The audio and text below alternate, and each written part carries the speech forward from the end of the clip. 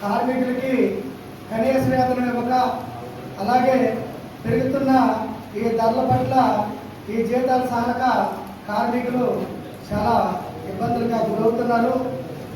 ఇట్లాంటివన్నీ యాజమాన్యాలు అడిగితే పోలీసులు పిలిచి కేసులు పెట్టి ముందుకెళ్ళి అడిగిన నాయకుల్ని మొన్న శ్యామకృష్ణలోనూ ఒక 7 నాయకుల్ని సస్పెండ్ చేశారు.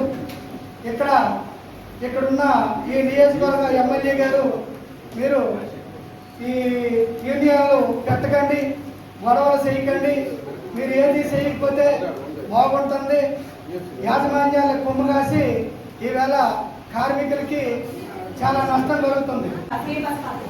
దానివల్ల ఉండగానికి బస్సులు ఆపకుండా మేము గంట మాకు విలువ లేకుండా పోతాం.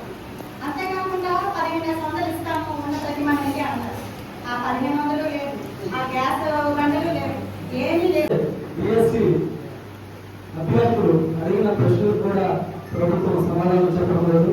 అలాగే బిఎస్సిపై ఎంత అన్యాయం కూడా ప్రభుత్వం చేస్తాడని ఏ విద్యార్థులు అనుకోలేదు.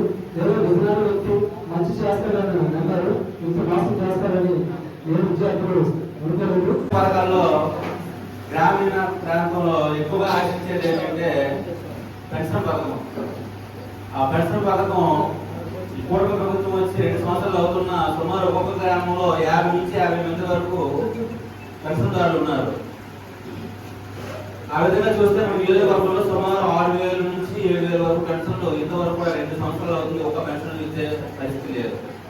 గతంలో 17 మెడికల్ కాలేజీలు నిర్మాణ దశలో ఉంటే అవన్నీ ప్రైవేట్ పరం చేసి దానదత్తం చేసి అమ్మే యోజనలో ఈ కోట ప్రభుత్వం ఉంది. దీన్ని మనంతా వ్యతిరేకించి ఈ కాలేజీలన్నీ ప్రభుత్వంలో పూర్తి అయ్యేటట్టు ప్రయత్నం చేస్తాం. అందులో నిరుద్యోగ వృత్తి కింద నెలకు 3000 ఇస్తానని చెప్పి ఈ రోజు మాలాంటి యువకులందరినీ మోసం చేశారు. అలాగే 20,000 ఉద్యోగాలు ఇస్తారని కూడా ఈ రోజు ఎటువంటి మాలాంటి చదువుకున్న విద్యార్థులకు ఎటువంటి ఉద్యోగాలు కూడా లేకుండా నేటి కోట ప్రభుత్వం చేసింది.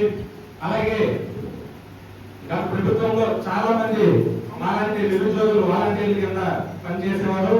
వారి కోట ప్రభుత్వం 5,000 10,000 చేస్తూ ఇస్తానని చెప్పి అటువంటిది ఈ రోజు వాలంటీర్ వ్యవస్థను లేకుండా చేసింది. కనుక ఇటువంటి మోసం పనులు చేసి చంద్రబాబు కోట ప్రభుత్వం అందరినీ మోసగించింది.